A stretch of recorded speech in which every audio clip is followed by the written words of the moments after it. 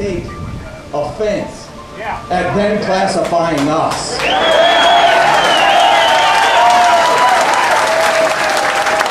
What they don't understand is we didn't come together to form the Tea Party. The Tea Party was put in us by this document right here. The only reason we're sitting here now, instead of sitting on our butts and watching somebody trying to win some contest on TV and enjoying the fruit of our labor, is because they pushed us one step too far.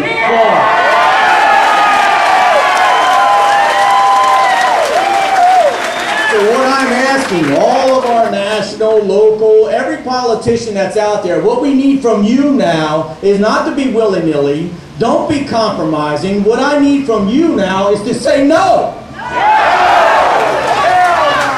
When they came, how many no's have there been in this world that have changed the way the world has become? There's been good no's and bad no's. No's can motivate you. Can you imagine Christopher Columbus when they said, Chris, don't go that way.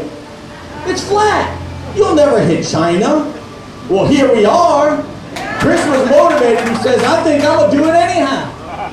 Wasn't he? And when people came forward and they said to you, as a small businessman, which many of us are, don't do that, somebody's already doing that. Somebody's already figured that out. Well, you got a guy named Gates over there that started in a garage and came up with a pretty darn good idea for computers, and he's a multi-billionaire today. Do you think that would have happened in the Soviet Union? Do you think it would have happened in Greece? No. You think they'd like a piece of our pie right now? Yeah. You betcha. They didn't say enough no's, that's why. They had unions, they had people begging, they had what they just discussed here today, giving a dime from the public coffers for charity instead of people doing like we have and get off of your butts and saying, no, I don't want your charity. All I need you to do is get out of the way.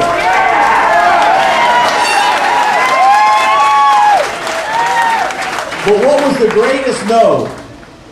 What was one of the no's that's got us all motivated here today? Well, I hate to say this, but our president, Obama, in a 2001 interview, agrees with us. When they asked him about the Supreme Court, and he said, the Constitution is about negative rights.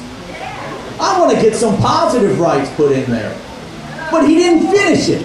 He's right. The Constitution is about negative rights. But it's negative rights to the government. Not to us. The government is who they wanted to stop.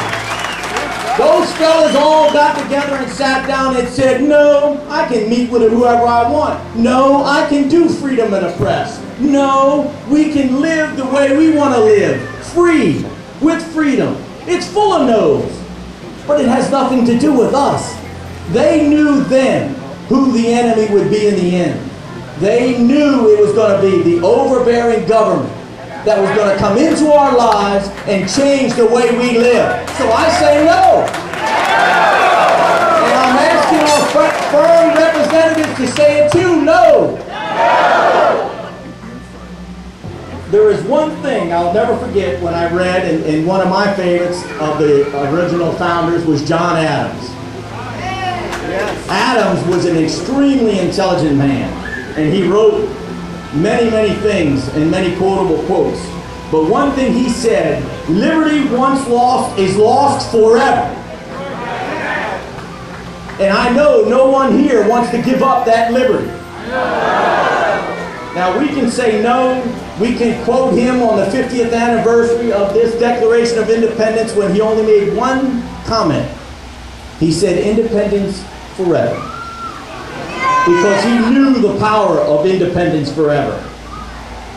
So what I'm telling you now is, we are not a group of people that are just white guys going down the street with money flowing out of our pockets. We have a modern day no that we can look at.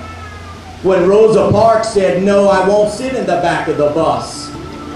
When Martin Luther King said, no, the Constitution says, the Declaration of Independence says that we are all created equal in the eyes of God. They want to take that from us like they weren't Americans? You got to be kidding me. Of course they were Americans. They'd be in the front row of the Tea Party right now. because the oppression we suffer has been pressed upon them also. The same welfare state they created is the same bonds, economic chains that have held down the potential of this country. So I'm asking you now, one final thing, one final word. Come November, what are we going to tell those elected officials?